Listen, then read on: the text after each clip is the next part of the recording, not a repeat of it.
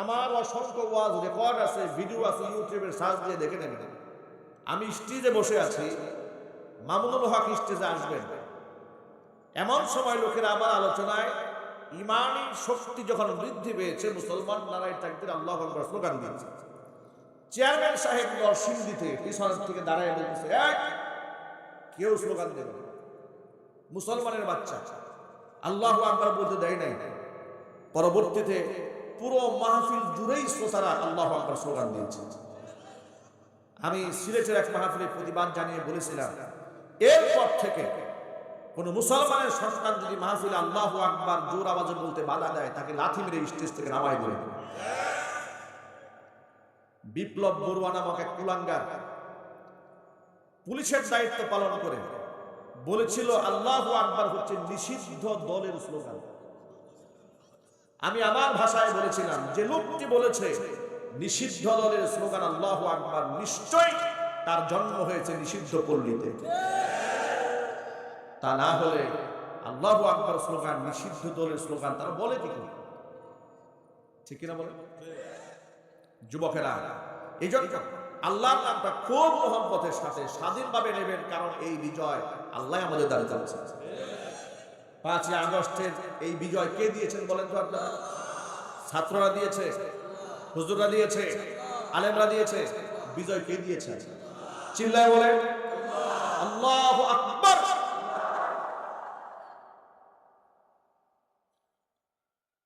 আমার প্রিয় যুবক ভাইরা, 5টা জ্ঞান এমন আছে আল্লাহ ছাড়া তথ্যগুলো আর কারো কাছে নাই।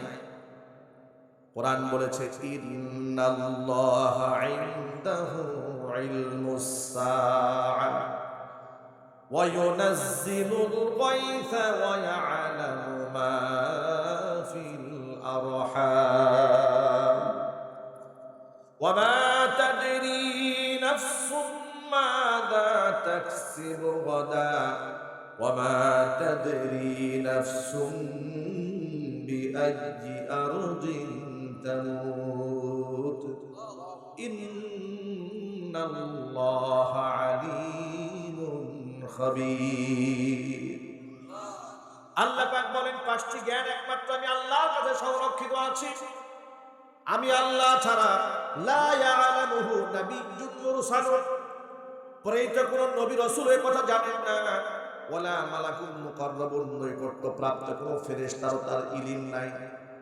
সেই 5টা জিনিস কি শোনেন? ইন্নাল্লাহা ইনদাহু ইলমুস সাআ, কিয়ামতের জ্ঞান একমাত্র আমি আল্লাহর কাছে আছে। কবে কিয়ামত হবে দুনিয়ার কোন নবী রাসূল তো জানেনই না, এমনকি আমার নৈকট্য প্রাপ্ত ফেরেশতা জিবরাইল, মিকাইল, ইসরাফিল, হযরত আজরাইল তারাও জানেন না। একমাত্র কে জানে? একমাত্র কে জানে? গেল একটা কথাটা খুব মনে রাখবেন, কিয়ামতের জ্ঞান আল্লাহ ছাড়া কারো জানা নাই। 2 নম্বর হচ্ছে ওয়া ইউনাজ্জিলুল গায়থা, মেঘমালা কোথায় বৃষ্টি বর্ষণ করবে তার খবর আবহাওয়া অধিদপ্তরে থাকে না। থাকে না কিনা? আবহাওয়া অধিদপ্তর থেকে বলা হয় যে 26 তারিখ সারাদিন বৃষ্টি হবে, সারা রাত বৃষ্টি হবে, বৃষ্টি হওয়ার সম্ভাবনা আছে। ঠিক কিনা বলেন? অনেক সময় বৃষ্টি না হয়ে এমন রৌদ্র উঠে পাগল হয়ে যায় মানুষ। ঠিক না ভাই? এখন তো মোবাইল অ্যাপসে দেখা যায় 1 সপ্তাহ পর্যন্ত আবহাওয়ার পূর্বাভাস লক্ষ্য করা যায়, কিন্তু অনেক সময় মেলে না। অনেক সময় মিলে, অনেক সময় মিলে না, কারণ প্রকৃত জ্ঞানটা কার কাছে আছে? আরো যদি বলুন, আল্লাহর কাছে আছে। আল্লাহ বলছেন এই জ্ঞানটা আমি আল্লাহ ছাড়া আর কার কাছে আছে? 2 নম্বর। 3 নম্বর হলো ওয়া ইয়ালামু মা ফিল আরহাম, মাতৃগর্ভে যে সন্তান থাকে ওটা ছেলে হবে না মেয়ে হবে, শিক্ষিত হবে না পাগল হবে, সুস্থ হবে না অসুস্থ হবে, জিন্দা হবে না মুর্দা হবে, ওই জ্ঞান একমাত্র আমি আল্লাহ ছাড়া আর কারো কাছে নাই। আছে নাকি? কয় নাম্বার গেল? 3 নাম্বার। 4 নাম্বার হলো ওয়া মা তাদরি নাফসুম মাযা তাকসিবু গাদা, পৃথিবীর কোন মানুষ জানে না আগামীকাল সে কি করবে। যদি আগামীকাল সম্পর্কে, আগামীকাল তো দূরের কথা, আজকের এই রাতের শেষ মুহূর্তটা কি হবে, আজ থেকে আর মাত্র 1 মিনিট পরে কি হবে, এ সম্পর্কে আমাদের কারো কোনো ইলিম নাই। আছে? আরো জোরে বলো। এই একটা দেশ, একটি রাষ্ট্র পরিচালিত হয়, কত ইন্টেলিজেন্স থাকে, কত গোয়েন্দা বিভাগ থাকে, এসএসএফ থাকে, একেবারে স্পেশাল সিকিউরিটি ফোর্স থাকে, ডিবি থাকে, ডিজিএফআই থাকে, এনএসআই থাকে। এত গোয়েন্দা সংস্থা থাকার পরেও স্বৈরাচারী জানতো না আজকে তাকে পালাতে হবে। কথা বলেন ঠিক না বলেন? স্বৈরাচারী যদি জানতো যে আজকে তাকে পালাতে হবে, তাহলে 10-12 পদের রান্না গণভবনে হতো না। কথা বলেন না। এত পদের রান্না হতো না, এত পদের রান্না হতো না। আপনারা তো তথ্য অনেকে হয়তো জানেন না, মজাদার রান্না হয়েছে, খাবারও সময় পায় নাই, পালাতে হয়েছে। এমনকি সে সময় চেয়েছিল সেনাবাহিনীর কাছ থেকে যে আমাকে 1 ঘন্টা সময় দেওয়া হোক, আমি জাতির উদ্দেশ্যে একটা ভাষণ দিয়ে যাই। সেনাবাহিনী বলেছে আপনার সময় 45 মিনিট। ভাষণ দিবেন না গাঁটটি বুসকা গুল করবেন, সেটা আপনার সিদ্ধান্ত, কিন্তু চামড়া না থাকলে কিন্তু আমি দায়ী না। আল্লাহু আকবার বলবেন না? আল্লাহু আকবার বলেন। আমি আমার ভাষায় কি বলেছি জানেন? আমি আমার ভাষায় বলেছি, তুমি বাংলাদেশের অসংখ্য আলেমকে বিনা নোটিশে তার কর্মসংস্থান থেকে তুমি বের করে দিয়েছে। আমি আমার জুমার মসজিদে 8 বছর বোটবাজার সেন্ট্রাল মসজিদে খুতবা দিয়েছি, আমাকে বিদায়ী খুতবা দেওয়ার সুযোগ দেয় নাই। আমাকে সেখান থেকে প্রশাসনের চাপ দিয়ে কর্তৃপক্ষকে বলেছে তাকে রিজাইন দেন। কর্তৃপক্ষ বলেছে রিজাইন কেন দিব, অপরাধ বলে কেন আমাদের খতিব সাহেবকে আমরা এখান থেকে রিজাইন লেটার পাঠাবো? আমাদের খতিব সাহেবের পেছনে জুমার নামাজ পড়ার জন্য 64 জেলার লোকেরা ভিড় করে, সকাল থেকে লোক বসে থাকে, আমরা কেন তাকে খুতবা থেকে আউট করব? বলে উপরের নির্দেশ। উপরের নির্দেশ যদি হয়ে থাকে তো উপরের চাকরি তো আর আমরা করি না, আমরা কোনো রিজাইন লেটার দিতে পারবো না। কর্তৃপক্ষ আমাকে রিজাইন লেটার দিতে অস্বীকার করার করলে প্রশাসন এমন ভাবে মসজিদ ঘেরাও দিল, মসজিদে আকসাকে যেমন পশু সৈন্যরা ঘেরাও করে, ওরা আমার মসজিদটাকে সেভাবে ঘেরাও দিল। নামাজ শেষ হওয়ার পরে প্রশাসনের ঊর্ধ্বতন কর্মকর্তা আমাকে ফোনে জানালে, হুজুর আগামী সপ্তাহ থেকে যদি আপনি আসেন, সরাসরি নির্দেশে আপনাকে গ্রেফতার করা হবে। আমি বললাম অন্ততপক্ষে একটা খুতবা দিয়ে চলে যায়, আমি বিদায় নিয়ে যাই মুসল্লিদের কাছ থেকে, চোরের মতো পালিয়ে যাব আমি? কি অপরাধ করেছি? বললো না, আপনার বিদায় নিতে দেওয়া হবে না। বিদায় নিতে গেলে আপনি যদি বলেন জুমা আপনি পড়াবেন না, একটা বিশৃঙ্খলা সৃষ্টি হবে। ওরাও জানে যে ওদের কোনো জনসমর্থন নাই। কথা বলেন না কেন আপনারা? আমাকে শেষ খুতবা দেওয়ার সুযোগ দেওয়া হলো না। আল্লাহ করিম মসজিদ থেকে আল্লামা খুরশিদ আলম কাসিমীকে বের করে দিয়েছে, হাবিবুল্লাহ মাহমুদ কাসিমীকে তার মসজিদ থেকে তাড়িয়ে দিয়েছে, ছোট্ট রফিকুল ইসলাম মাদানীকে মাদ্রাসা ছাড়া করেছে, মাদ্রাসা দখল করে দিয়েছে।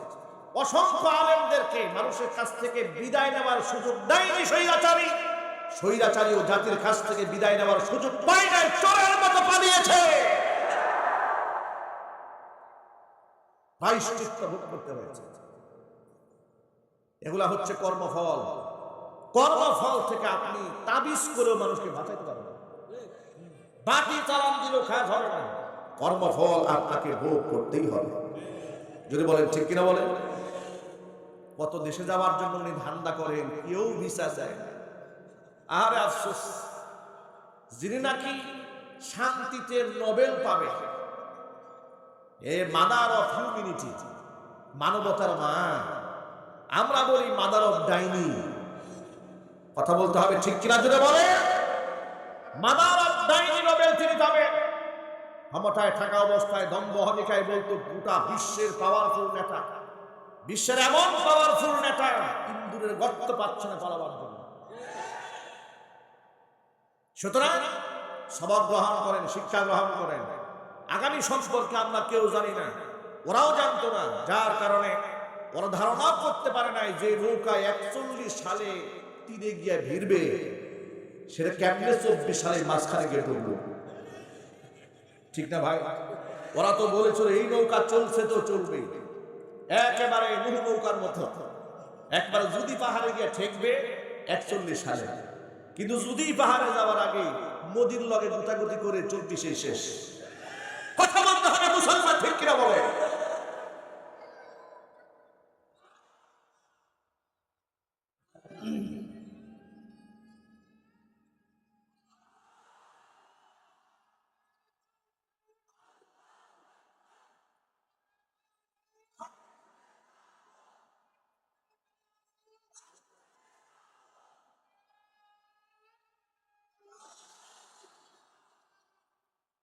এই কথাটা, এই যে আমার ভাই স্লোগানে বলেছেন আল কোরআনের আলো সংসদে জ্বালা, এই কথাটা কি আপনারা বিগত জীবনে স্বাধীনভাবে বলতে পেরেছেন? কুমিল্লাটা আমার মনে আছে, কত বছর আগে সে কথা মনে নাই, কিন্তু ঘটনা কুমিল্লা লালমাইতে ঘটেছে। আমি খুতবা দিচ্ছি, বক্তৃতা করছি, এমন সময় মাঝখান থেকে এক লোক দিয়েছে স্লোগান, সেই জাতের স্লোগান। এক সময় বলেছে ভারতের দালালেরা হুঁশিয়ার সাবধান। এই বেচারা যে ভারতের দালালেরা হুঁশিয়ার সাবধান বলেছে, একটু পরে পুলিশ স্টেজে ভরে গেছে। এসব আমাকে বলে হুজুর বয়ান শেষ করে দোয়া করেন, ওয়াজ আর হবে না। ওই কেন? ওই বলেছে ভারতের দালালেরা হুঁশিয়ার সাবধান। আমি বললাম না, শ্রোতায় বলেছে, আমার দোষ কি? না হয় সে বলেছে ভারতের দালালেরা হুঁশিয়ার সাবধান, তো ভারতের দালাল তো সে বলেছে, কিন্তু নাম তো সে বলে নাই। আপনাদের গায়ে লাগলো কেন? কথা বলছে কিনা বলেন? বাটি চালান দিয়েছে চোর ধরার জন্য, বাটি তো ওই দিকে যাবে, চোর যেদিকে, ঠিক না ভাই? আমার প্রিয় বন্ধুগণ, আল্লাহ পাক যেন এই কথাকে কবুল করেন। আল কোরআনের আলো ঘরে ঘরে জ্বালো, আল কোরআনের আলো সংসদে জ্বালো। সংসদ পর্যন্ত কোরআন যাওয়ার দরকার আছে না নাই? পক্ষে আছেন কারা কারা? দু হাত দেখতে চাই। আল্লাহ তুমি প্রতিটা হাতকে ইসলামের কর্মী বানায় দাও, ইসলামের সৈনিক বানায় দাও। আমার প্রিয় যুবক ভাইরা, মূল কথায় ফিরে আসি। আগামী সম্পর্কে, মুস্তাকবাল সম্পর্কে, ফিউচার সম্পর্কে আমরা কেউ অবগত নই। যদি স্বৈরাচারী অবগত থাকতো তাহলে এতগুলো আইটেমের রান্না হতো না, ঠিক কিনা বলেন? স্বৈরাচারী বলেছে আমার তো চাওয়া পাওয়া বলতে কিছু নাই, এত বড় আল্লাহর ওলি আপনারা তারাই দিলেন, কাজটা কিছু হইল। কত বড় ত্যাগী, কত বড় ত্যাগী আল্লাহর বান্দি বলে আমার তো চাওয়া পাওয়ার কিচ্ছু নাই, তো আপনার চাওয়া পাওয়া থাকবে নাকি? দেশটাকে তো ফতুর করে ফেলছেন আপনি, আর কি চাওয়া পাওয়া লাগবে আপনার? অসংখ্য মানুষকে খুন করেও কি কলিজা ঠান্ডা হয় না আপনার? কথা বলতে হবে তো, ঠিক কিনা বলে? আপনার চাওয়া পাওয়ার হবে নাকি? আপনি যাকে চেয়েছেন তাকে হত্যা করেছেন, যাকে চেয়েছেন তাকে গুম করেছেন, যাকে চেয়েছেন তাকে খুন করেছেন। আপনি চেয়েছেন আলেমদেরকে কারারুদ্ধ করতে করেছেন, আপনি চেয়েছেন আলেমদেরকে ফাঁসির কাস্তে ঝুলিয়ে মারতে, আপনি তাই করেছেন। কথা বলতে হবে, ঠিক কিনা বলে? আপনার কোন চাওয়া আপনি অপূর্ণ রেখেছেন? আপনি বলেন আমার চাওয়া পাওয়ার কিছু নাই। তিনি গোটা জাতিকে অনাহারে রেখে নিজের দোষ পথ দিয়ে খাবার খেতেন, আবার পাবলিক বলতেন আপনারা কৃচ্ছতা সাধন করেন। রমজান মাসে ইফতার প্রোগ্রামকে রাষ্ট্রীয়ভাবে নিষিদ্ধ করে দেওয়া হয়েছিল অর্থনৈতিক সেভ করার জন্য। অথচ রমজান মাসে ঢাকা বিশ্ববিদ্যালয়ের মধ্যে রঙ্গলীলা হয়েছে, হোলি উৎসব হয়েছে, বাধা দেওয়া হয় না, কিন্তু ইফতার প্রোগ্রামে বাধা দেওয়া হয়েছে। কি করেননি আপনি? কি করেননি আপনি? তিনি আমাদেরকে উপদেশ দিতেন কাঁঠালের বার্গার খাওয়ার জন্য, পেঁয়াজ ছাড়া রান্না খাওয়ার জন্য, এরপরে কাঁচামরিচ শুকায়া ফ্রিজে রাখার জন্য। কত বুদ্ধিমাতার মতো সব দিয়েছে। আর নিজে খাইতেন বড় বড় আইট মাছ, বোয়াল মাছ, ঠিক না ভাই? আপনারা দেখেন না এগুলা? এগুলা সে ভবিষ্যৎ জানে না, এই জন্য বড় বড় কথা বলেছে, এই জন্য মানুষদেরকে রাজাকারের বাচ্চা বলে গালি দিয়েছে। সে ভবিষ্যৎ জানে না, তাদেরকে পালাতে হবে তাদের প্রভুদের কাছে। এবার মূল কথা আসি, এক বাক্যে জবাব দিয়ে বলেন ইন ফিউচার কে জানে? আটলা গানটাকে জুড়ে বলেন ভবিষ্যৎ একমাত্র কে জানে? কোন পীর সাহেব জানে, কোন আলেম জানে, কোন আল্লাহর ওলি জানে? যিনি একমাত্র জানেন তিনি কে? আল্লাহ বলছেন ওয়া মা তাদরি নাফসুম মাযা তাকসিবু গাদা ওয়া মা তাদরি নাফসুম বিআইয়ি আরদিন তামুত। কোন মাটিতে মানুষ মারা যাবে সেটাও মানুষ জানে না। তাহলে এই যে পাঁচটা জ্ঞান, এই পাঁচটি জ্ঞান একমাত্র রবের কাছে সংরক্ষিত আছে। আনাস ইবনে মালিক বলেন, ওই লোকটা এসে রাসূলকে যখন জিজ্ঞেস করলেন কিয়ামত কবে কায়েম হবে, ফাসাকাটা, নবী চুপ হয়ে গেলেন, জবাব নাই। দ্বিতীয়বার আবার জিজ্ঞেস করেছেন, নবীজি কোনো জবাব দেননি। তৃতীয়বার আবার জিজ্ঞেস করেছে। এবার নবী সাল্লাল্লাহু আলাইহি ওয়াসাল্লাম তাকে বললেন, শোনো, বারবার কিয়ামতের কথা জানতে চাও, কিয়ামতের মাঠ তো বড় ভয়াবহ মাঠ। ফামা আদাত্তালাহা, কিয়ামতের জন্য তোমার প্রস্তুতি কি, তোমার প্রিপারেশন কি? তুমি বারবার জানতে চাচ্ছ কিয়ামত কবে। কিয়ামতের মাঠ তো এত ভয়াবহ মাঠ। ইয়াউমা ইয়াফিরুল মারউ মিন আখিহি ওয়া উম্মিহি ওয়া আবিহি ওয়া সাহিবাতিহি ওয়া বানিহি। কিয়ামতের মাঠে তো ইয়াউমা ইয়াফিরুল মারউ মিন আখিহি, মানুষ তার ভাই থেকে, ওয়া উম্মিহি, তার মা থেকে, ওয়া আবিহি, তার বাবা থেকে, ওয়া সাহিবাতিহি, তার স্ত্রী থেকে, ওয়া বানিহি, তার সন্তানদের থেকে মানুষ পলায়ন করবে। এত ভয়াবহ মাঠ, সেই মাঠের জন্য তোমার প্রস্তুতি কি? সাহাবী বলছেন, ইয়া রাসূলুল্লাহ, ইয়া হাবিবাল্লাহ, কিয়ামতের মাঠের জন্য অনেক নামাজ, অনেক রোজা, অনেক দান সদকা জমা করতে পারি নাই, তবে অন্তর থেকে আল্লাহ এবং তার রাসূলকে বড্ড ভালোবাসি। আল্লাহর নবী রাহমাতুল লিল আলামিন তখন জবাবে বললেন, আল মারউ মা মান আহাব্বা ওয়া আনতা মা'আল্লাযী আহাব্বাতা। সাবির, শোনো, পৃথিবীতে যে যাকে ভালোবাসবে পরকালে সে তারই সাথী হয়ে দাঁড়াবে। ওয়া আনতা মা'আল্লাযী আহাব্বাতা, তুমি যাকে ভালোবেসেছো তার সাথেই তোমার হাসর নসিব হয়ে যাবে। বর্ণনাকারী সাহাবী হযরত আনাস বলেন, এই হাদিসটা সাহাবায়ে কেরাম শোনার পরে সাহাবায়ে কেরাম এত আনন্দিত হলেন, এত হাস্যোজ্জ্বল হলেন, এতটা আনন্দিত আর উদ্বেলিত তারা হয়ে গেলেন, আমি আমার গোটা জীবদ্দশায় সাহাবীদেরকে এত আনন্দিত কোনোদিনও হতে দেখি নাই।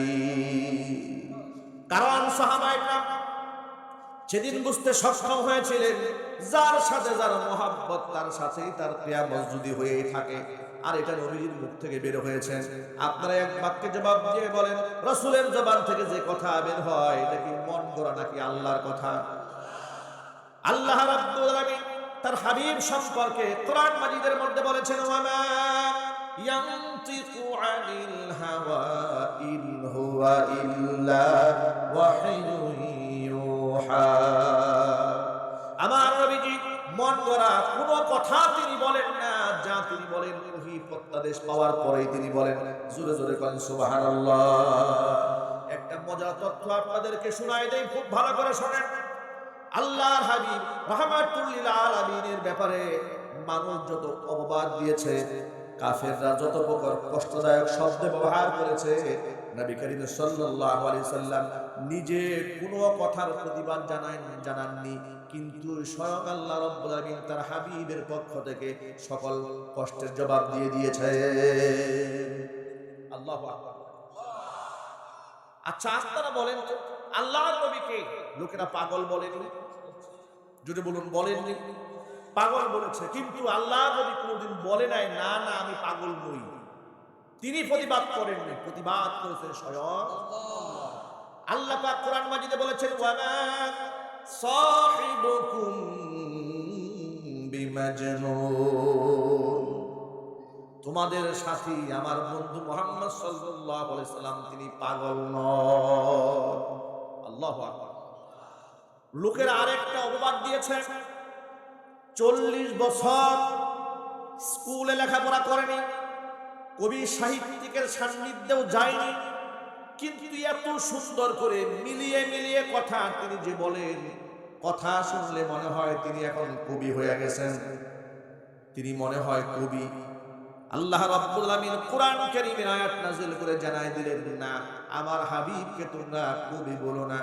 ওয়া মা হুয়া বিকাউলি শাইরিন কালিলাম মা তুমিনুন।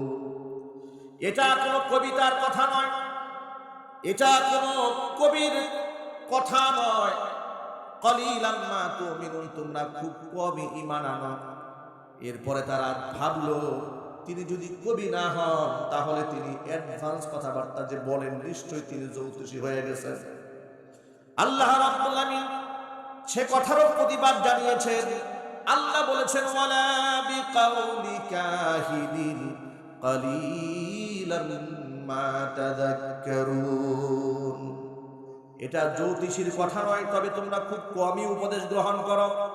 তাহলে মনে মনে প্রশ্ন হলো, কবির বানানো কথা নয়, লেখকের পদ্য নয়, গদ্য নয়, তাহলে এগুলা কি? আল্লাহ বলছেন তানজিলুম মির রাব্বিল আলামিন, এটা বিশ্ব প্রতিপালক আমি রবের পক্ষ থেকে নাযিলকৃত কিতাব। জোরে বলেন সুবহানাল্লাহ। আমার প্রিয় বন্ধুগণ, আল্লাহর নবী যখন মুখ থেকে কথা উচ্চারণ করেছেন আল মারউ মা মান হাব্বা, দুনিয়াতে যে যাকে ভালোবাসবে তার সাথেই তার হাসর হবে। আনাস ইবনে মালিক বলেছেন সাহাবীরা এত খুশি হয়েছেন, এত খুশি জীবনে আমি কোনোদিন হতে দেখি নাই। সাহাবায়ে কেরাম রাসূলকে কত ভালোবাসতেন শোনেন। আল্লাহর নবীকে ভালোবাসা এটা কিন্তু ঈমানের বড় একটা জায়গা। আমার জীবনের চেয়ে আমার জান, আমার মাল, আমার ইজ্জত, আমার সম্ভ্রম, আমার সবকিছুর ঊর্ধ্বে যদি আমি আমার নবীজিকে মহব্বত করতে না পারি, নবীজি সাল্লাল্লাহু আলাইহি সাল্লাম বলেছেন আমি ঈমানদার হতে পারবো না। আল্লাহর নবীর ভাষায় আল্লাহর হাবিব বলেন লা ইউমিনু আহাদুকুম হাত্তা আকুনা আহাব্বা ইলাইহি মিন ওয়ালিদিহি ওয়া ওয়ালাদিহি ওয়ান নাসি আজমাইন, ততক্ষণ পর্যন্ত তোমরা ঈমানদার হতে পারবে না যতক্ষণ না পর্যন্ত আমি তোমার কাছে তোমার সম্পদ, তোমার সন্তান, তোমার সব কিছুর চাইতে প্রিয় না হব, ততক্ষণ পর্যন্ত তোমরা ঈমানদার হতে পারবে না। যদি আমি আমার রাসূলকে মুহাব্বতি না করি, ভালোই যদি না বাসি, নবীজির সুপারিশ কপালে জুটবে না, নবীজির শাফাত আমাদের জন্য আসবে না। আমি আমার উপস্থিত ভাইদেরকে বলতে চাই, নবীজির মুহাব্বত অন্তরে রাখার দরকার আছে না নাই? আরো জোরে বলেন আছে না নাই? আর সেই মুহাব্বতটা মন করা হলে হবে না, সাহাবায়ে কেরামের কাছ থেকে শিখে নিতে হবে। সাহাবীদের মধ্যে একজন সাহাবীর নাম ছিল হযরত সাওয়াদ রাদিয়াল্লাহু তাআলা আনহু। বদর যুদ্ধের 313 জনের কাফেলা নবী করিম সাল্লাল্লাহু আলাইহি ওয়াসাল্লাম যখন তীরের আগা দিয়ে সোজা করছিলেন, সাহাবীদের সংখ্যা মাত্র 313 জন নিরস্ত্র, হাতে গোনা 4-5টা তলোয়ার আছে, কিন্তু যুদ্ধ করার জন্য তেমন কোনো সরঞ্জাম সাথে নাই। যাদের সাথে মোকাবেলা হবে ওরা 1000 সশস্ত্র। এই নিরস্ত্র 313 জনের কাফেলা কাতার যখন নবীজি বন্দী করছিলেন, এমন সময় একজন সাহাবীর নাম সাওয়াদ রাদিয়াল্লাহু তাআলা আনহু, তিনি কাতার ছেড়ে অ্যাডভান্স হয়ে সামনে চলে এসেছিলেন। নবীজি সাল্লাল্লাহু আলাইহি ওয়াসাল্লাম হাতের মধ্যে থাকা তীরের আগা দিয়ে তার পেটের মধ্যে গুতা মেরে বললেন, সাওয়াদ সামনে আসছো কেন, পিছনে যাও। সাহাবী পিছনে চলে গেলেন। পিছনে চলে গিয়া বললেন, ইয়া রাসূলুল্লাহ, আপনি তো আমার পেটের মধ্যে গুতা মেরেছেন, আমি বড় কষ্ট পেয়েছি। আর কোরআনের আইন হচ্ছে ওয়াল জুরুহা কিসাস, কোরআনে কারিমে তো আইন আছে। আচ্ছা, আল্লাহর কোরআনের আইন যদি সমাজে বাস্তবায়িত হয় তাহলে এই সমাজে আর বৈষম্য থাকবে? সকলে জুড়ে বলেন। এই যে বৈষম্য বিরোধী আন্দোলন হয়েছে, গণবিপ্লব হয়েছে, জাগরণ সৃষ্টি হয়েছে, কারণ শহীদাচারীর আমলে তারা সব কিছুর মধ্যে বৈষম্য করেছে, আলেমদের সাথে বৈষম্য করেছে, নারী পুরুষের মাঝে বৈষম্য করেছে। কথা বলতে হবে, ঠিক কিনা জুড়ে বলেন। নিজের দলের লোকেরা খুন করলেও পার পেয়ে গেছে, অপর দলের লোকেরা খুন না করলেও ফাঁসির আসামি হয়ে গেছে। এই বৈষম্য করে নাই। এই বৈষম্য দূর করতে গেলে আল্লাহর কোরআনের আইনের বিকল্প কোনো রাস্তা আছে? কোনো রাস্তা নেই। তো সাহাবী রাসূল পাক সাল্লাল্লাহু আলাইহি সাল্লামকে বলেছিলেন, হে আল্লাহর রাসূল, আপনি যে আমাকে পেটের মধ্যে তীরের আগা দিয়ে গুতা মেরেছেন, আমি কিন্তু খুব কষ্ট পেয়েছি, আমি এর বদলা নিতে চাই। ওয়াল জুরুহা কিসাস, আমি বদলা নিলাম। আল্লাহর নবী বাক স্বাধীনতা কাকে বলে? দু জাহানের বাদশা ইমামুল মুরসালিন শাহাদাত আঙ্গুলি ইশারা করলে চাঁদ দ্বিখণ্ডিত হয়ে যায়। রাস্তায় উন্মুক্ত আকাশে প্রচন্ড রোদের মধ্যে খরতাপের মধ্যে হেঁটে গেলে আসমান থেকে মেঘমালা যাকে ছায়া দেয়, মরা গাছের নিচে শুয়ে থাকলে যার সম্মানে মরা গাছ জিন্দা হয়ে ছায়া দেয়, এমন একজন দুজাহানের বাদশার সামনে দাঁড়িয়ে সাহাবী বলছেন, সাওয়াদ বলছেন, নবীজি আপনি আমাকে আঘাত করেছেন, আমি বদলা নেব। সাথে সাথে নবীজির হাতে থাকা তীরখানা তার হাতে ধরাই দিলেন, নাও বদলা নাও। সাহাবী বলছেন, ইয়া রাসূলুল্লাহ, আপনি আমাকে যখন পেটের মধ্যে গুতা মেরেছিলেন, আমার পেটের মধ্যে চাদর দিয়ে আবৃত করা ছিল, উন্মুক্ত ছিল, কিন্তু আপনার দেহ তো চাদর আবৃত করা, আপনি চাদর খোলেন। রাহমাতুল লিল আলামিন সাথে সাথে গায়ের চাদরখানা উন্মুক্ত করে সাহাবীর জন্য প্রতিশোধের সুযোগ করে দিলেন। এবার নবীজি সাল্লাল্লাহু আলাইহি সাল্লামের উন্মুক্ত দেহখানা সামনে নিয়ে সাহাবী নিজের হাতে তীরখানা মাটিতে ফেলে দিয়া আল্লাহর নবীকে বুকের সাথে জড়ায় দিয়ে হুজুরের দেহ মোবারকের মধ্যে চুমা খাইতে থাকলেন। আল্লাহু আকবার বলেন। কত মুহাব্বত রাসূলের।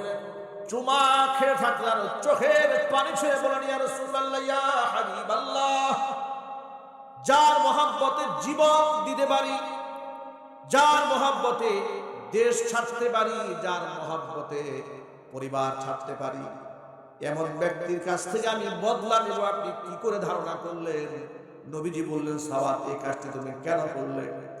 সাওয়াদ বললেন, নবীজি আমরা সদস্য মাত্র 313 জন, নিরস্ত্র, প্রতিপক্ষ 1000 সশস্ত্র, জানি না এই জিহাদের মধ্যে আমরা গাজী হইয়া বাড়ি ফিরতে পারি নাকি শাহাদাতের পেয়ালা পান করে দুনিয়া থেকে চিরদিনের জন্য বিদায় হয়ে যায়। যদি এটা আমার জীবনের শেষ মুহূর্ত হয়ে থাকে, আপনার পবিত্র দেহের সাথে আমার দেহটা একটু লাগাইয়া ধন্য বানাই দিলাম, যাতে করে আপনার দেহ মোবারকের ছোঁয়ায় আমার দেহটা জাহান্নামের আগুন থেকে বেঁচে যায়। ও আমার ভাই, এই জন্য কোরআন মাজিদে আল্লাহ রাব্বুল আলামিন বলেছেন, আমিনু কামা আমানান নাস, ঈমান আনো সেইভাবে যেভাবে লোকেরা ঈমান এনেছে। এর মানে হচ্ছে আমানা সাহাবা, সাহাবায়ে কেরামের ঈমান হচ্ছে তোমাদের জন্য ঈমানের মডেল এবং নমুনা। আল্লাহু আকবার। সাহাবীদের মুহাব্বত আমাদের জন্য মডেল, সাহাবীদের আমাল আমাদের জন্য মডেল। জোরে বলেন আল্লাহু আকবার। আমার যুবকেরা, নবী করিম সাল্লাল্লাহু আলাইহি ওয়াসাল্লামকে সাহাবায়ে কেরাম এরকম মুহাব্বত করেছেন, এমন ভালোবাসা তিনি দিয়েছেন। হুজুর সাল্লাল্লাহু আলাইহি ওয়াসাল্লাম বলেছেন, আসহাবী কান নুজুম ফাবিআইহিম ইকতাদাইতুম ইহতাদাইতুম, আমার সাহাবীরা হচ্ছে আসমানের নক্ষত্র সমতুল্য। লক্ষ লক্ষ সাহাবীদের ভিতর থেকে যে কারো অনুসরণ যদি তুমি করো, হেদায়েত প্রাপ্ত হয়ে যাবে। জোরে জোরে বলেন সুবহানাল্লাহ। ভাইরা আমার, আল্লাহর নবী রাহমাতুল লিল আলামিন বলেছেন, দুনিয়াতে যার সাথে যার মুহাব্বত, পরকালে তার সাথেই তার কিয়ামত। আমি আপনাদের কাছে জানতে চাই, নবীদের সাথে মুহাব্বত রাখার দরকার আছে না নাই? আরো জোরে বলেন। নবীদের সাথে মুহাব্বত রাখার অর্থ কি? নবীদের রেখে যাওয়া যে সমস্ত আমালগুলো আছে, যেই সমস্ত আমানত রয়েছে, আমরা সকলে জাতির পিতা ইব্রাহিম আলাইহিস সালাতু ওয়াস সালামের রূহানী সন্তান। তিনি আমাদের জাতির পিতা। এক বাক্যে জবাব দিয়ে বলতে হবে, জাতির পিতার নাম কি? এই কথাটা কদিন আগে খুশি মনে বলতে পেরেছেন? খালি তাকাইছেন ডান পাশে আর বাম পাশে, কথা বলেন না, চিন্তা করেন নাই কি নিয়ামত আল্লাহ পাক দিলেন। এখন মন খুলে বলতে পারছেন জাতির পিতার নাম কি? অনেকে বলে না, ভয় পায় মনে হয় এখনো। কি আপা চট করে আসবে? অনেকে এখনো অনেকেই কথা বলতে ভয় পায়, মনে মনে ভাবে আপা যদি চট করে আসে, আর বেটা আপা তো চট করে আসবেই, ফাঁসির কাস্টে ঝুলার জন্য আসবে। কথা বলতে হবে, ঠিক কিনা জোরে বলে। চেয়ারে বসার জন্য আসবে না, তাকে আনা হবে ফাঁসির কাস্টে ঝুলায় দেওয়ার জন্য। আচ্ছা, সে যে অসংখ্য মানুষকে খুন করেছে, এই ব্যাপারে কি আপনাদের কারো কোনো সন্দেহ আছে? প্রত্যক্ষ এবং পরোক্ষভাবে সে ছিল খুনি, ঠিক কিনা বলেন? সে তো বিডিআর বিদ্রোহের মাধ্যমে বাংলাদেশের শ্রেষ্ঠ সন্তান সেনা অফিসারদেরকে নির্মমভাবে সে হত্যা করে গোটা বাংলাদেশটাকে কাফের বেঈমানদের কাছে জিম্মি বানিয়ে দিয়েছে। 5 মে রাতের আধারে গণহত্যা চালিয়ে আলেম সমাজের মধ্যে ত্রাস সৃষ্টি করে দিয়েছিল। আবার শহীদদের রক্তের সাথে তামাশা করে জাতীয় সংসদে দাঁড়িয়ে বলেছে হেফাজতের কর্মীরা গায়ের মধ্যে রং মেখে শুয়েছিল, পুলিশ দেখে দৌড় দিয়েছে। ভাবা যায় শহীদদের রক্তের সাথে এত বড় বেঈমান, এত বড় নাফরমানি কথাবার্তা মানুষ বলে কি করে? শুধু কি তাই, তিনি বলেছিলেন সেদিন ওই 5 মে যে গণহত্যা দিবস আমরা বলি, গণহত্যার সেই রাত কালো অধ্যায় হয়ে থাকবে ইতিহাসের পাতায়। সে বলেছে কোন গুলাগুলির ঘটনা সেদিন ঘটে নাই। তাকে জাতীয় মিথ্যাবাদী বললে কি আমার গুনাহ হবে? একটু জোরে বলেন না। তাকে যদি আমি জাতীয় মিথ্যাবাদী বলি ভুল হবে? জাতীয় মিথ্যাবাদী আলেমদের রক্তের সাথে বেঈমানি করেছে, কথা বলতে হবে, ঠিক কিনা? অসংখ্য আলেমুল আমাদেরকে নির্মমভাবে হত্যা করেছে, গুম করেছে, খুন করেছে। আমি আমাকে দিয়ে বলি 2013 সালে মাহফিল মঞ্চ থেকে নামিয়ে সরাসরি থানার গারদে ঢুকিয়েছে। ওসি সাহেবকে বলেছে কি অপরাধ আমাকে নিয়ে আসে? তিনি বললেন হুজুর কিচ্ছু বলতে পারবেন না, সব উপরের নির্দেশ। গেল সকালবেলা কোর্টে যখন দাঁড় করিয়েছে দেখি মামলা হাজিরার মধ্যে লিখেছে, মামলার এজাহারে লিখেছে আব্দুর রহিম মাদানী, উনি বিএনপি উপদেষ্টা। উনি গোপন বৈঠকে ছিলেন 100 মানুষ নিয়ে। গোপন বৈঠকে পুলিশ যখন ধাওয়া দিয়েছে সব মানুষ পালায় গেছে, 5-7 জন পালাইতে পারে না, এর মধ্যে আমি একজন। আমার পকেটে 16টা ককটেল পাওয়া গেছে। মামলা লিখেছে। আপনি আন্দাজ করতে পারেন আমি যখন কারাগারে ঢুকলাম সেখানকার চোর বাটপারেরাও বলেছে আল্লাহর গজব করুক ওদের উপর। যারা খুনের মামলার আসামি তারাও বলেছে যে এই লেভেলে আলেমদেরকে তারা গ্রেফতার করে আল্লাহ লানত করুক এদের উপরে। এইরকম আচরণ ওরা করেছে। হাতের মধ্যে হাত তারা পরিয়ে আদালতে গরুর রশি দিয়ে টেনে মানুষের সামনে দাঁড় করে আমাদেরকে অপমানিত করেছে, লাঞ্ছিত করেছে। আমাদের এই দৃশ্য দেখে দেশের মানুষ চোখের পানি ছেড়েছে, আমাদের জন্য রোজা রেখেছে, কান্না করেছে, আল্লাহর কাছে দোয়া করেছে। 2019 সালে হজের সফরে গিয়েছি। 18তে গ্রেফতার হয়েছে, 19 সালে আল্লাহ পাক বাইতুল্লাহতে নিয়েছিলেন। তো সেখানে যাওয়ার পরে বাইতুল্লাহ চত্বরে তাহাজ্জুদের নামাজের সময় মসজিদের দিকে যাচ্ছি, এমন সময় পাবনা জেলার এক মহিলা স্বামী সহ সপরিবারে হজে গেছে। কসম আল্লাহর রব্বিল কাবা, কাবার রবের কসম করে বলছি, এই মহিলা দূর থেকে আমাকে দেখে চোখের পানি চোখে দরদর করে কেঁদে দিয়েছে। আমাকে দেখে বলছে হুজুর জেলখানায় যখন আপনাকে ঢুকানো হয়েছিল এই সংবাদ যখন আমরা ফেসবুকে পেয়েছি আমরা অজস্রভাবে কেঁদেছি এবং আপনার জন্য আল্লাহর কাছে দোয়া করেছি। এমনকি তাহাজ্জুদের সময় এই বাইতুল্লাহ চত্বরে দাঁড়িয়ে আল্লাহর কাছে বলেছিলাম আল্লাহ জীবনে একবার যেন হুজুরকে দেখতে পারি। মাত্র দোয়া করে তাহাজ্জুদের নামাজ পড়ে মসজিদ থেকে বের হয়েছে আর সাথে সাথে আপনার সাথে আল্লাহ পাক দেখা করে দিয়েছেন। আল্লাহু আকবার বলবেন না? আমি আমার কেরামতি বুঝাবার জন্য বলি নাই, আল্লাহর কসম, কারণ এখানে আমার কেরামতি কিছুই নাই। কেরামতি যদি হয় তো ওই মহিলার হয়, ঠিক কিনা বলেন? সে তো আল্লাহর কাছে দোয়া করেছে, আল্লাহ তার দোয়াকে মঞ্জুর করে নিয়েছে। তাহলে আলেমদের জন্য দোয়া করেছে তৃণমূল থেকে গোটা পৃথিবীর অজস্র মানুষ আলেমদের জন্য কেঁদেছে, চোখের পানি ফেলেছে, রমজান মাসের মতো রোজা রেখেছে, নফল রোজা রেখেছে আলেমদের জন্য। আর আলেমদেরকে যারা জাতির সামনে ভিলেন বানিয়েছে, দুশ্চরিত্র বানাবার চেষ্টা করেছে, জঙ্গি বানাবার নাটক সাজিয়েছে, আজকে ওদেরকে ধরে যখন জেলখানায় পুরে দিয়েছে, ওদেরকে যখন রশি দিয়া বেঁধে বেঁধে আদালতে হাজির করা হয়, জনগণ এদের জন্য দোয়া না করে জুতা এবং স্যান্ডেল দিয়ে উপহার পাঠায়। কথা বলতে হবে যুবকেরা, ঠিক কিনা জুড়ে বলে? আপনাদেরকে এক বাক্যে জবাব দিতে হবে, এদেশের আলেমরা কি জঙ্গি প্রতিষ্ঠায় কাজ করেছে, সন্ত্রাসবাদ করেছে, চাঁদাবাজি করেছে? তাহলে জঙ্গি তকমাটা আলেমদেরকে ওরা লাগিয়েছে। কথা বলেন ঠিক কিনা বলে? আজকে যেই জঙ্গি তকমায় তারা আলেমদেরকে নির্যাতন করেছে সেই জঙ্গি মামলায় নিজেরা আজকে চিরদিনের জন্য নিষিদ্ধ হয়ে গেছে। ওমাকারু ওমাকারাল্লাহ আল্লাহু খায়রুল মাকিরিন। ওরা চক্রান্ত করে, আল্লাহ পাক চক্রান্তের উত্তম জবাব দানকারী। আল্লাহ কোরআনে বলেছেন ইন্নাহুম ইয়াকিদুনা কায়দা ওয়া আকিদু কায়দা। ওরা চক্রান্ত করে, ওরা নিজেরা চক্রান্ত আছে, কৌশল করে, কিন্তু ওরা জানে না আমার মতো সুকুশলী পৃথিবীতে আর নাই।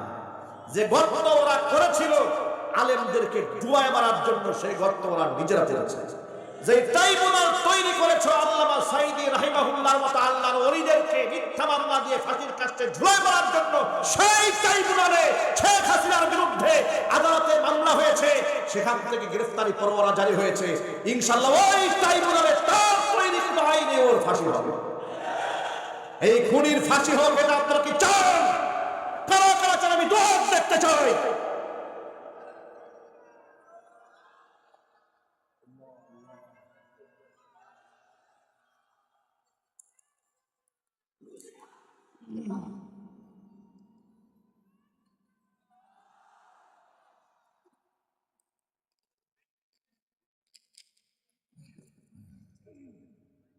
আমার প্রিয় ভাই,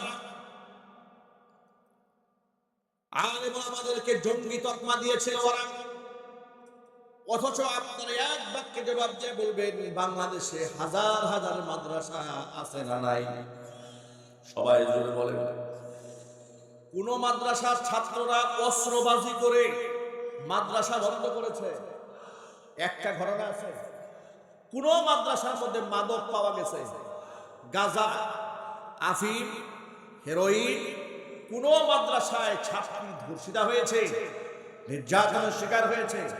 এরপরও এরা হয়ে গেছে দেশের শত্রু, ওরা হয়ে গেছে বন্ধু, যারা বিশ্ববিদ্যালয়ে ধর্ষণ করে সেঞ্চুরি করে উদযাপন করেছে। কথা বলতে হবে, ঠিক কিনা বলেন? ওরা আমাদেরকে সন্ত্রাস বলতো, মৌলবাদ বলতো, উগ্রবাদ বলতো, অথচ আমাদের মাদ্রাসার মধ্যে সার্চ দিলে কি পাওয়া যাবে? অসংখ্য কোরআন শরীফ পাওয়া যাবে। কথা বলেন না কেন? আচ্ছা, আমি কি মিথ্যা কথা বলছি আপনাদের সামনে? কোরআন পাওয়া যাবে, হাদিসের কিতাব পাওয়া যাবে, তাফসীরের কিতাব পাওয়া যাবে, তাসবিহ পাওয়া যাবে, জায় নামাজ পাওয়া যাবে, কিন্তু সেখানে হকি স্টিক পাওয়া যাবে না। যদি বলেন চাইনিজ কুরআন পাওয়া যাবে না, লগি বৈঠা পাওয়া যাবে না। আর ওদের এই সোনার ছেলেদের হলে যখন সার্চ দেওয়া হয়েছে, কি সুন্দর সুন্দর তাহাজ্জুদের সরঞ্জাম, ঠিক না? বড় বড় রামদা, এগুলা পাওয়া যায় নাই, হকি স্টিক পাওয়া যায়নি। ওরা সারা জীবন সন্ত্রাস কর্মকাণ্ড করে, নিজেরা জঙ্গিবাদ কায়েম করে,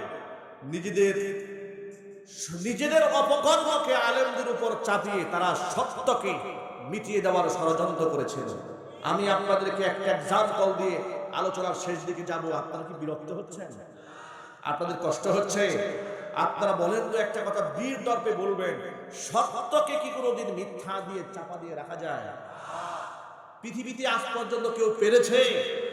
সাময়িকভাবে একটু ধোঁয়াশা সৃষ্টি করা যায়, কিন্তু সত্যকে কোনোদিন মিথ্যা দিয়ে ধামাচাপা দিয়ে রাখা যায় না।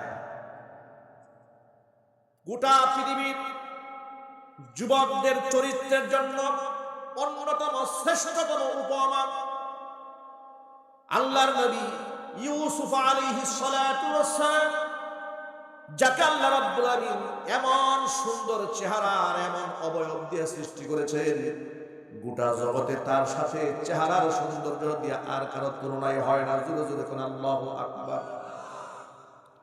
আমাদের নবী, আমাদের কলিজার টুকরা নবী, নয়নমণি বিশ্বনবী মুহাম্মদ রাসূলুল্লাহ সাল্লাল্লাহু আলাইহি ওয়াসাল্লাম মিরাজ রজনীতে সমস্ত নবীদের সাথে সাক্ষাৎ করেছেন। সাক্ষাৎ হওয়ার পরে দুনিয়াতে আসার পরে সাহাবীদের মাঝে গল্প করেছেন।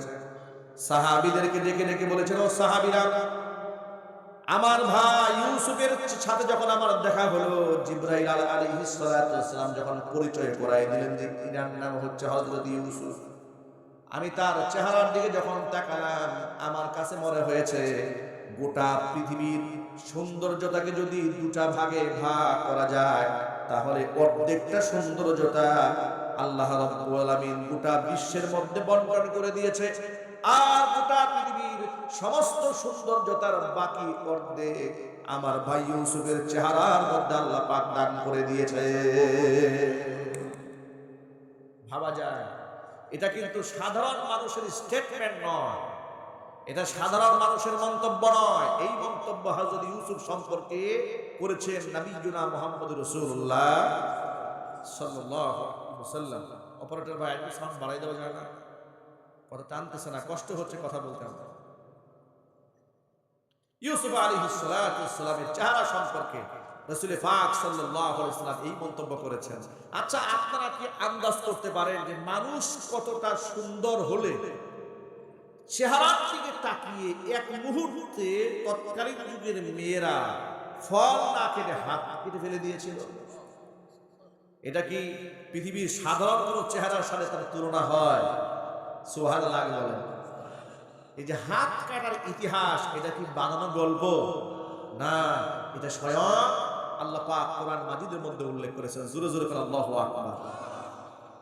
আমি এই গল্পের কিয়াদংশ আপনাদের সামনে উপস্থাপন করে মূল শিক্ষাটা বলেই আমি আমার খুতবা শেষ করব। যদি আপনারা ধৈর্যের সাথে থাকেন তাহলে ভালো একটা মেসেজ পাবেন ইনশাআল্লাহ।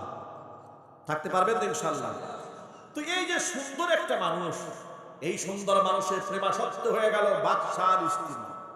এলাকার সম্ভ্রান্ত মহিলারা সমালোচনা শুরু করে দিয়ে বলল, বাদশার স্ত্রী কি পাগল হয়ে গেল নাকি? একটা গোলামের প্রেমে প্রেমাসক্ত হয়েছে, একটা গোলাম তার বাড়িতে থাকে, ফরিদপুরে আনা হয়েছে, এমন একজন ব্যক্তির প্রেমে প্রেমাসক্ত হয়েছে, এই মহিলা কি পাগল টাগল হলো? জুলাইখা যখন শুনেছে, বিরাট লম্বা ইতিহাস, এলাকার সম্ভ্রান্ত সমস্ত মহিলাদেরকে নিজের বাড়ি দাওয়াত দিচ্ছে। একটু আপনাদেরকে কোরআনের ভাষায় শোনাই। আল্লাহ রাব্বুল আমিন বলেছেন, ফালাম্মা সামিআত বিমাকরিহিন্না আরসালাত ইলাইহিন্না ওয়া আ'তাদাত লাহুন্না মুত্তাকাআ ওয়া আতাত কুল্লা ওয়াহিদাতিন মিনহুন্না সিকিনা وقالت اخرج عليهن فلما رأينه أكبرنه وقطعن أيديهن وقلن حاش لله ما هذا بشرا إن هذا إلا ملك كريم। এলাকার মহিলারা তার সমালোচনা করছে, জুলাইখা তাকে উন্মাদ বলছে, পাগল বলছে, দিওয়ানা বলছে। তিনি যখন শুনতে পেলেন ইউসুফ আলাইহিস সালাতু ওয়াস সালাম কেমন মানুষ, কেমন চেহারার অধিকারী, এলাকার মানুষরা জানতো না, তাদেরকে বুঝায় দেওয়ার জন্য নিজের বাড়িতে দাওয়াত দিল। কোরআন বলছে, ফালাম্মা সামিআত বিমাকরিহিন্না, এদের চক্রান্ত সম্পর্কে জুলাইখা যখন শুনেছে, আরসালাত ইলাইহিন্না, মহিলাদেরকে দাওয়াত দিয়েছে, ওয়া আ'তাদাত লাহুন্না মুত্তাকা, একে সকলে সিরিয়ালে এরকম ট্যাগ লাগায় বসতে পারে সে বসার ব্যবস্থা করেছে। ওয়া আতাত কুল্লা ওয়াহিদাতিন মিনহুন্না সিকিনা, আমন্ত্রিত আগত প্রত্যেকটা মহিলা মেহমানের হাতে জুলাইখা একটা করে ছুরি ধরিয়ে দিয়েছে, আর ফল দিয়েছে খাওয়ার জন্য। মহিলারা ফল কেটে কেটে খাচ্ছে, এটা তৎকালীন যুগের নিজাম ছিল, এটা কালচার ছিল। ফল কেটে খাচ্ছে ঠিক এই মুহূর্তে ইউসুফ আলাইহিস সালাতু ওয়াস সালামকে জুলাইখা বলল, ক্বালাত ইখরুজ আলাইহিন্না, ইউসুফ তুমি এই দরজা দিয়ে ঢুকবে, ওই দরজা দিয়ে বের হয়ে যাবে। ইউসুফ আলাইহিস সালাতু ওয়াস সালাম এক দরজা দিয়ে ঢুকেছে, আর এক দরজা দিয়ে বের হয়েছে। এতটুকু নজর পড়েছে, এক মুহূর্তের জন্য নজর পড়েছে আগত মেহমানদের হযরত ইউসুফের চেহারা। এই চেহারা দেখা মাত্র কোরআনে আল্লাহ বলেছেন, আগে বলেন আল্লাহু আকবার, আরো জোরে। এটা তো আমার কথা বলবো না, আল্লাহ কি বলেছেন সেটা আগে শুনুন। বল আল্লাহু আকবার। আল্লাহ বললেন, ফালাম্মা রাআইনাহু, মহিলারা যখন আমার নবী ইউসুফকে দেখলো, আকবারনাহু আই আ'জাবানাহু, একেবারে বিস্মিত হয়ে গেল। এমন বিস্মিত হয়েছে, এমন অবাক করা হয়েছে, ওয়া কাত্তা'না আইদিয়াহুন্না, হাত কেটে ফেলেছে। ওয়া কুলনা, এরা বলে ফেলেছে, হাশা লিল্লাহ, কসম রবে, মা হাদা বাশারা, এটা তো মানুষ হতে পারে। এই চেহারা ব্যক্তি মানুষ হতে পারে না। ইন হাদা ইল্লা মালাকুন কারীম, সম্মানিত ফেরেশতা ছাড়া কিছুই হতে পারে না। এমন চরিত্র আল্লাহ পাক নবী ইউসুফ আলাইহিস সালাতু ওয়াস সালামকে দান করেছিলেন। এমন চরিত্রের অধিকারী হওয়ার পরে পৃথিবীর মধ্যে শুধুমাত্র চেহারার সৌন্দর্যতা তিনি ছিলেন না, যেমন আল্লাহ পাক তার চেহারা সুন্দর বানিয়ে দিয়েছিলেন, তেমন আল্লাহ তার থেকেও আখলাক বেশি সুন্দর বানিয়ে দিয়েছিলেন। তার আখলাক সম্পর্কে আল্লাহ বলছেন, ওয়ারাওয়াদাতহু আল্লাতী হুয়া ফি বাইতিহা, যে ঘরের মধ্যে তিনি থাকতেন সেই ঘরের মহিলা তাকে উদ্বুদ্ধ করেছে, ফুসলিয়েছে আন নাফসিহি, তার নিজের ব্যাপারে।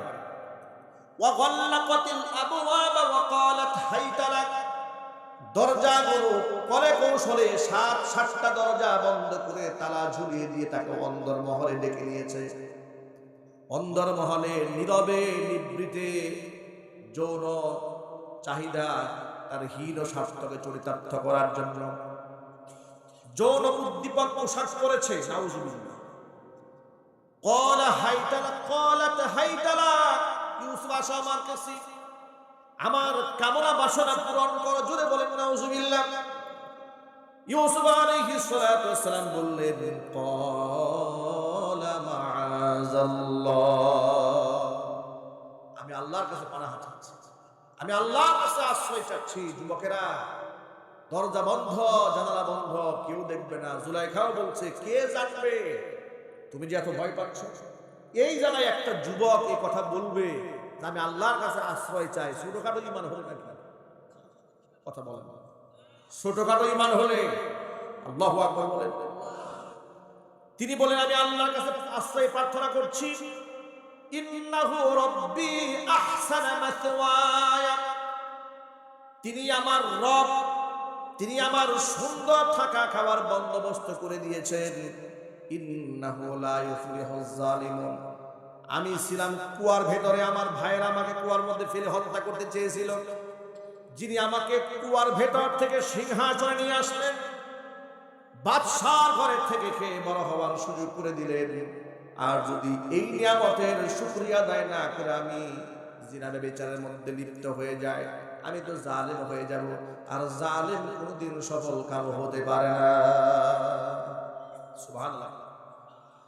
জালেম কোনদিন সফল কাম হতে পারে না। এরপর আল্লাহ বলছেন, ওয়ালাকাদ হাম্মাত বিহি ওয়া হাম্মা বিহা লাউলা আরআ বুরহানা রাব্বিহি, জুলাইখা তো তার সাথে অপকর্ম করার একেবারে চূড়ান্ত সিদ্ধান্ত নিয়েই ফেলেছে।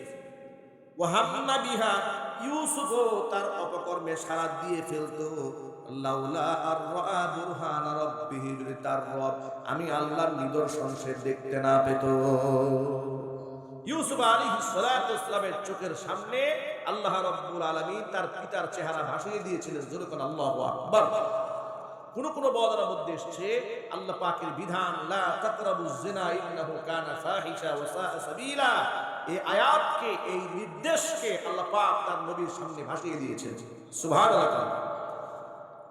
তিনি তার আহ্বানকে প্রত্যাখ্যান করলেন। আল্লাহ পাক বলছেন, কাযালিকা লিনাসরিফা আনহু সুআ ওয়াল ফাহশা, এমনই ব্যবস্থা গ্রহণ করেছিলাম তার কাছ থেকে এই সমস্ত অশ্লীলতাকে দূর করে দেওয়ার জন্য। ইন্নাহু মিন ইবাদিনাল মুখলাসিন, তিনি আমার মুখলেস বান্দাদের অন্তর্ভুক্ত ছিলেন। নিজের চরিত্রকে রক্ষা করার জন্য তিনি আল্লাহর উপর তাওয়াক্কুল করে তালাবদ্ধ দরজার দিকে দৌড় দিয়েছেন। এক বাক্যে জবাব দিয়ে বলেন, এখান থেকে হেফাজত করার একমাত্র মালিককে। আরো জোরে বলুন, মালিককে। তালাবদ্ধ দরজার দিকে যখন তিনি দৌড় দিয়েছেন, আল্লাহর তাওয়াক্কুল করে পেছনে পেছনে জুলাইখাও দৌড় দিয়েছে। কোরআনে কারীমের ভাষায় আল্লাহ বলছে, ওয়াসতাবাকাল বাব, উভয়ে দৌড় দিয়েছে দরজার দিকে। নবী ইউসুফ যখন তালাবদ্ধ দরজার সামনে এসেছে, আল্লাহ পাকের কুদরতে এক একটা দরজা তাৎক্ষণিকভাবে আল্লাহ রাব্বুল আলামিন তার সামনে উন্মুক্ত করে দিয়েছেন। এইভাবে একটি দুটি নয়, ৬৭টি দরজা আল্লাহ পাক নবীর জন্য উন্মুক্ত করে দিলেন। দরজা সবগুলো যখন খুলে গেছে, একবারে শেষ দরজা থেকে যখন তিনি বের হয়ে যাবেন, কোরআনে কারীম বলছে, ওয়া আলফায়া সাইয়্যিদাহা লাদাল বাব, দরজা খুলেই দেখতে পেল জুলাইখার সামনে দাঁড়ায় আছে। আর জুলাইখা ইউসুফ আলাইহিস সালাতু ওয়াস সালামের জামা পিছন দিক থেকে টান দিয়ে ছিঁড়ে ফেলেছে, আটকায় দেওয়া। এখন কি একটা পরিস্থিতি বলেন আপনার। স্বামী সামনে দাঁড়ায় আছে, দরজা খুলে একে হাঁপাচ্ছে দুইজন, ইউসুফ হাঁপাচ্ছে, জুলাইখা হাঁপাচ্ছে। যখন মহিলা বুঝলো ধরা তো পড়ে গেছে, তো বাঁচতে তো হবে, তাৎক্ষণিক শয়তান তার উপর সওয়ার হলো। শয়তান তাকে বুদ্ধি দিয়ে দিল, এক কাজ কর। তাৎক্ষণিক এই দুষ্টা ইউসুফের কাজের উপর চাপাই দেয়। তিনি সাথে সাথে ইউসুফের ওর দুষ্টা চাপাই দিয়ে বললেন, কালাত মা ফামা জাযাউ মা আরাদা মিন আহলিকা বিসুইন, আপনার স্ত্রীর সাথে অপকর্ম করার চেষ্টা যে করেছে তাকে জেলখানায় বন্দী করা ছাড়া তো কোনো উপায় নাই, কঠিন শাস্তি তাকে দিতে হবে। প্রিয় ভাইরা, এক বাক্যে জবাব দিয়ে বলুন, ইউসুফ আলাইহিস সালাতু ওয়াস সালাম অপরাধ করেছেন? আরো জোরে বলুন। কিন্তু তার উপর অপবাদ আরোপ করা হয়েছে নিজের অন্যায়কে ঢেকে দেওয়ার জন্য। কথা বলতে হবে, ঠিক কিনা? ইউসুফ আলাইহিস সালাতু ওয়াস সালাম এতক্ষণ চুপ ছিলেন, কিন্তু যখন তার উপর অপবাদ আরোপ করা হয়েছে তিনি আর চুপ থাকতে পারলেন না। তিনি বললেন, ক্বালা হিয়া রাওয়াদাতনি আন নাফসি, আমি তাকে ফুসলাইনি, আমি তার চরিত্র হরণের জন্য চেষ্টাও করিনি, বরং সে আমাকে ফুসলিয়েছে, আমার চরিত্র হরণের চেষ্টা সে করেছে। এবার স্বামী জিজ্ঞেস করলো, তাহলে ইউসুফ তোমার প্রমাণ কি, দলিল কি বলো? ইউসুফ আলাইহিস সালাতু ওয়াস সালাম বললেন, প্রমাণ আমার কাছে আছে। জুলাইখা হতবাক হয়ে গেছে, দরজা বন্ধ, জানালা বন্ধ, দৌড় দিয়েছি, কেউ দেখে নাই, তাহলে দেখলো কে? প্রমাণ কোথায়? ইউসুফ আলাইহিস সালাতু ওয়াস সালাম বললেন, ঘরের ভিতরে দুল নাই দুল খাওয়া এক নবজাতক শিশু শুয়ে আছে, এখনো কথা বলতে পারে না, ও আমার পক্ষে সাক্ষী দিবে। অবাক বিস্ময়ে তাকিয়ে আছে, বলে কি? ইউসুফ পাগল টাগল হয়ে গেল, নবজাতক কথা বলবে? আল্লাহু আকবার। নবজাতককে আনা হলো। আপনারাই বলেন, আল্লাহ পাক যদি চান নবজাতকের মুখ থেকে কথা বের করতে পারেন কিনা? আরো জোরে বলুন, পারেন কিনা? আল্লাহ রাব্বুল আলামিন নবজাতকের জবান খুলে দিয়েছেন। বাদশার সামনে যখন তাকে আনা হয়েছে, এমন কৌশলে জবাব দিয়েছেন, বাদশা কারো সাক্ষীর প্রয়োজন মনে করে নেই, নিজেই ইউসুফের পক্ষে সাক্ষী হয়ে গেছে। বাদশা সামনে এসে বলে নাই ইউসুফের কোনো দোষ নাই, সব দোষ আপনার স্ত্রীর। এভাবে কথা না বলে এমন একটা কৌশলে বাদশা জবাব দিয়েছে, বাদশা দেখে নিজেই তার পক্ষে সাক্ষী হয়ে গেছে। কোরআনের ভাষায় শুনেন, আল্লাহ রাব্বুল আলামিন বলছেন, ওয়া শাহিদা শাহিদুম মিন আহলিহা ইন কানা কামিসুহু কুদ্দা মিন কুবুলিন ফাসাদাকাত ওয়া হুয়া মিনাল কাযিবিন। ও বাদশা, আপনি আগে ইউসুফের জামার দিকে তাকান, তার জামা কি সামনের দিক থেকে ছেঁড়া নাকি পেছন দিক থেকে ছেঁড়া, এটা আগে দেখেন। যদি জামা সামনের দিক থেকে ইউসুফের ছেঁড়া হয়, তাহলে বুঝে নেবেন আপনার স্ত্রী সত্যবাদী, ইউসুফ মিথ্যাবাদী। কারণ একজন পুরুষ যখন কোনো নারীর উপর ঝাঁপায় পড়ে, সেই নারী নিজেকে রক্ষা করার জন্য সামনের দিক থেকে পুরুষের জামা কাপড় ধস্তাধস্তি করতে করতে হয়তো বা ছিঁড়ে ফেলতে পারে, ঠিক কিনা বলেন? তাহলে প্রমাণ হয়ে যাবে ইউসুফ মিথ্যাবাদী। আর জামা যদি পেছন দিক থেকে ছেঁড়া হয়, প্রমাণ হয়ে যাবে আপনার স্ত্রী মিথ্যাবাদী, ইউসুফ সত্যবাদী। এবার আপনারা বলেন, জামা সামনে ছেঁড়া না পেছনে ছিঁড়া? আরো জোরে কোরআনে কারীম থেকে এবার শুনেন, আল্লাহর ভাষায় শুনেন। আল্লাহ বলছেন, ফালাম্মা রাআ কামিসাহু কুদ্দা মিন দুবুরিন ক্বালা ইন্নাহু মিন কাইদিকুন্না ইন্না কাইদাকুন্না আযীম। বাদশা যখন ইউসুফ আলাইহিস সালাতু ওয়াস সালামের জামার দিকে তাকিয়েছে, তাকিয়ে দেখতে পেলেন জামা পেছন দিক থেকে ছেঁড়া। এবার তিনি বুঝতে পারলেন যে দোষটা আসলে কার, ইউসুফ আলাইহিস সালাতু ওয়াস সালামকে। তিনি বললেন, আ'রিদু আন হাদা, তুমি এখান থেকে মুখটা ফিরায় নাও, এই ব্যাপারে তোমার আর কথা বলার দরকার নাই।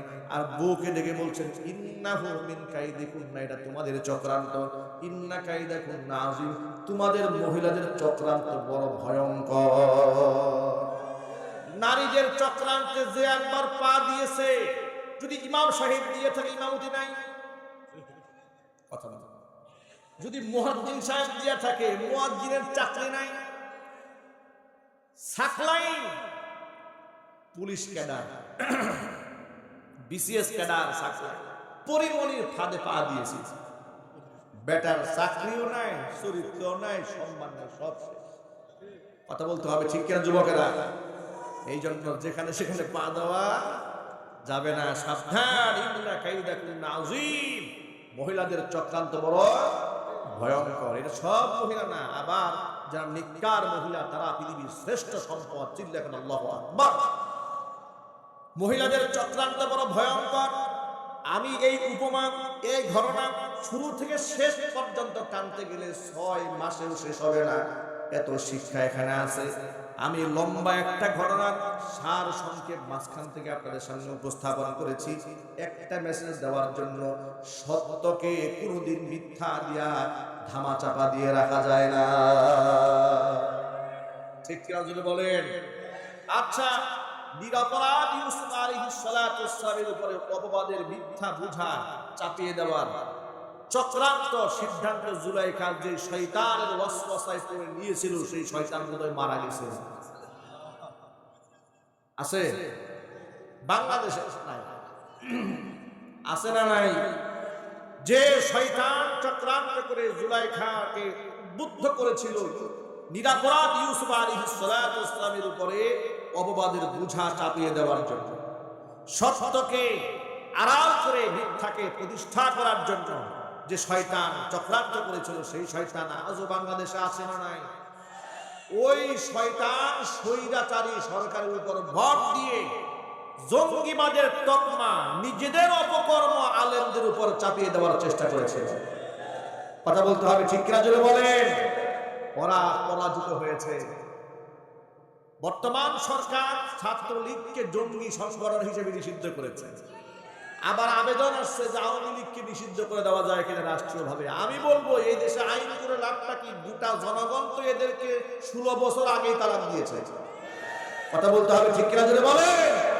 16 বছর আগে তালাক দিয়েছে বিদায় তো তারা পালায় গেছে। ওকে নিষিদ্ধ করার দরকার থাকে। পচা জিনিসটি তো আলোচনায় দরকার নাই। এই বাংলাদেশে অনেক তন্ত্রমন্ত্র দেখা হয়েছে, অনেক লোভনীয় প্রস্তাবে জাতির সামনে উপস্থাপন করা হয়েছে। জাতি বুঝে গেছে সব মিথ্যা, চাঁদাবাজি, ভণ্ডামি ছাড়া কিছু নয়। অতএব আগামীর সংসদ, আগামীর বাংলাদেশ হবে কোরআনের সংসদ এবং কোরআনের বাংলাদেশ। এই জন্য গোটা বাংলাদেশ থেকে, সমস্ত উপজেলা থেকে, 300 আসন থেকে আনন্দের নেতৃত্বে আসুক। এটা কি আপনারা চান? কারা কারা চান? গোয়েন দেখান, কারা কারা চান?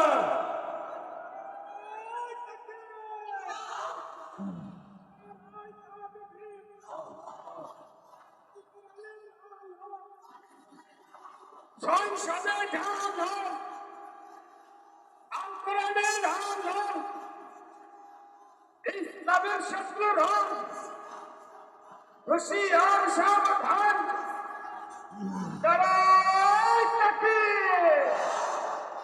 এই জন্য কোরআনে কারীমের খেলাফতের বিকল্প কোনো রাস্তা নাই। ইনশাআল্লাহ বলেন, আল্লাহর কোরআনের খেলাফত কায়েম করতে হবে। ইনশাআল্লাহ বলেন, যদি খেলাফত প্রতিষ্ঠিত হয় এ জাতি মুক্তি লাভ করবে। এছাড়া মুক্তির কোনো লাভ নাই। চেয়ার পরিবর্তিত হবে, এক চোর যাবে আরেক চোর আসবে, ছোট চোর যাবে বড় চোর আসবে, ছোট ডাকাত যাবে বড় ডাকাত আসবে, ছোট সন্ত্রাস যাবে বড় সন্ত্রাস আসবে, আর সমস্ত সন্ত্রাসী কর্মকাণ্ড বন্ধ হয়ে যাবে কোরআন যদি প্রতিষ্ঠিত হয়ে যায়। ঠিক কিনা বলেন? আফগানিস্তান যেমন মাত্র 2 বছরে ঘুরে দাঁড়িয়েছে, গোটা পৃথিবীর মধ্যে মডেল রাষ্ট্র হয়ে যাচ্ছে আফগানিস্তান। বলেন ইনশাআল্লাহ, বলেন আলহামদুলিল্লাহ। আল্লাহ যেন আফগানের মতো বাংলাদেশকেও কবুল করে নেন, জোরে করে আমিন। সুতরাং যার সাথে যার মহব্বত, তার সাথেই তার কিয়ামত। আমাদের মহব্বত হবে নবীদের সাথে, আমাদের মহব্বত হবে উলামাদের সাথে, আমাদের মহব্বত হবে শহীদদের সাথে, আর আমাদের সংগ্রাম হবে কোরআনে কারীমের রাজ কায়েম করার জন্য। আল্লাহ রাব্বুল আলামিন আমাদের সকলকে কবুল করেন, মঞ্জুর করেন। সকলে জোরে বলুন আমিন। মালিক তুমি জান্নাতে, তোমার পাশে একটি ঘর বানিয়ে দিও, একটি ঘর বানিয়ে দিও। মা